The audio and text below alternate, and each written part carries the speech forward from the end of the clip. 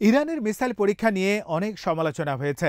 ২০২৩ সালের অক্টোবর পর্যন্ত জাতিসংঘের ২২৩ নম্বর প্রস্তাবের অধীনে ইরানের উপর নিষেধাজ্ঞা দেওয়া হয়েছে যে তারা কোনো পারমাণবিক সক্ষমতার মিসাইল নিয়ে কাজ করতে পারবে না। এই বিধিনিষেধের মেয়াদ শেষ হয়ে গেছে, কিন্তু ইরানের পারমাণবিক কর্মসূচি নিয়ে পশ্চিমাদের উদ্বেগ দূর হয়নি। শাহাব-3 ও খুররম শাহর মতো কিছু মিসাইল এমনভাবে ডিজাইন করা হয়েছে যাতে এগুলো পারমাণবিক ওয়ারহেড বহন করতে পারে।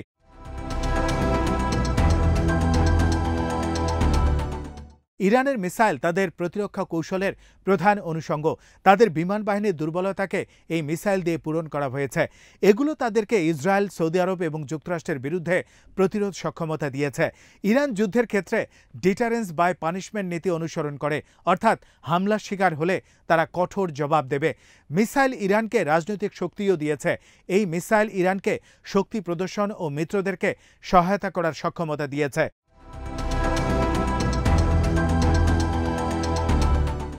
ইরানের সামরিক সক্ষমতা অনেকটাই নির্ধারিত হয়েছে তাদের মিসাইল কর্মসূচি দ্বারা। ৩,০০০-এর বেশি মিসাইলের মজুতের কারণে তাদের একটা শক্তিশালী প্রতিরোধ শক্তি তৈরি হয়েছে। যদিও কিছু বিশ্লেষক মনে করেন এই সংখ্যা আরও বেশি হতে পারে। ইসরায়েলের বিরুদ্ধে যুদ্ধে দেখা যাচ্ছে প্রয়োজনে মিসাইল ব্যবহার করতে তারা পিছপা হবে না।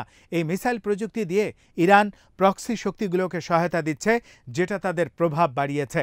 নিষেধাজ্ঞা ও চ্যালেঞ্জের মধ্যেও ইরান তাদের মিসাইলের উন্নয়ন করেছে। তাদের মহাকাশ কর্মসূচি ভবিষ্যৎ মিসাইল নিয়ে পশ্চিমাদের উদ্বেগ বাড়িয়ে দিয়েছে। এই মিসাইল শক্তি ইরানকে মধ্যপ্রাচ্যের অন্যতম গুরুত্বপূর্ণ খেলোয়াড় হিসেবে টিকিয়ে রাখতে সাহায্য করছে।